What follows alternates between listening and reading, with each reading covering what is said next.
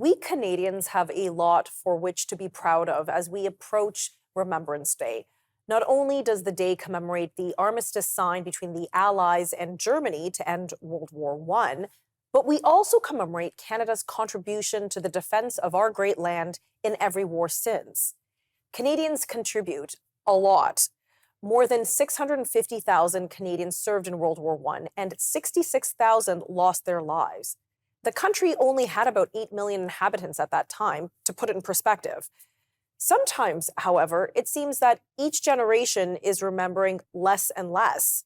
And certainly, there are a few who would like to see Remembrance Day and the poppy cancelled. But is Remembrance Day and all we commemorate at risk of being forgotten? Are we doing enough to honor our Canadian forces?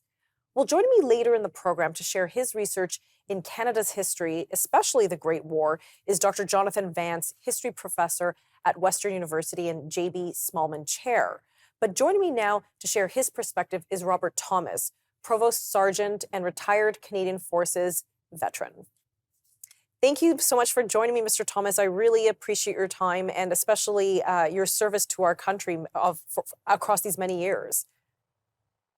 Thank you so much. And I really appreciate the work you're doing to promote remembrance. It's very important that at this time of the year, we all take a few moments to think a little bit about the fact that our freedom isn't free.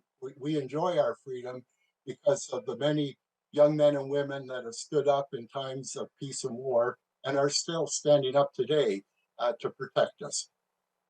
So how does remembering and the Remembrance Day, how does that help us to commemorate? Can you frame that for us? Well, I think it's very important. You mentioned about maybe younger people not recognizing remembrance so much today. We're very fortunate in our community. Our Waterdown District High School, they have a program that teaches about the Holocaust and also our military history. We're so proud we're going to be moving the museum to our local region. And it's amazing to watch the youth get involved, researching their own family history, researching the history of other veterans, and promoting it to show the public just what the contribution that these folks made to our country. Absolutely. And I think you're right. I think many of the younger generations, if you will, maybe even my generation included, we tend to not know our history as well, or we don't know the details, or we feel like we were lumped into Britain at that particular point. And what was Canada's specific contribution? And what do we still contribute to the world globally in terms of global defense and whatnot? So, let's talk about you for a moment. Like you're active, or you were active, you still are, in the Canadian Forces. Tell us about your contribution, what your career's like. Well, I had an early interest in the military. In my day, they had cadet corps in high schools. And, I joined the cadet corps, and many of the teachers were World War II veterans, and boy, did we ever look up to them. And then when I was 15 years old, I was working in the head office of the Canadian National Railways, and another gentleman working there suggested I might be interested in the reserve.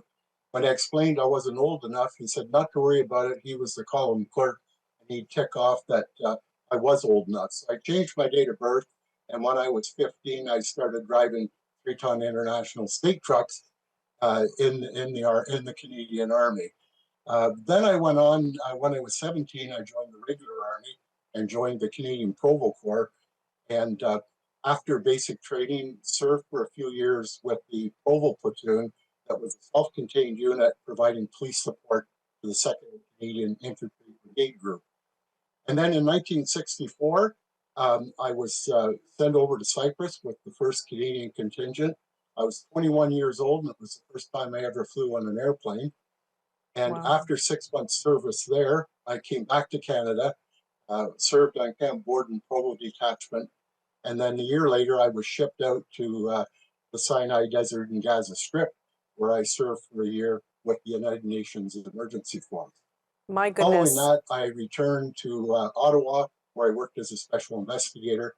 Then I took my release in 1968, and shortly after, I rejoined and was the provost sergeant for the Hastings Prince Edward regiment.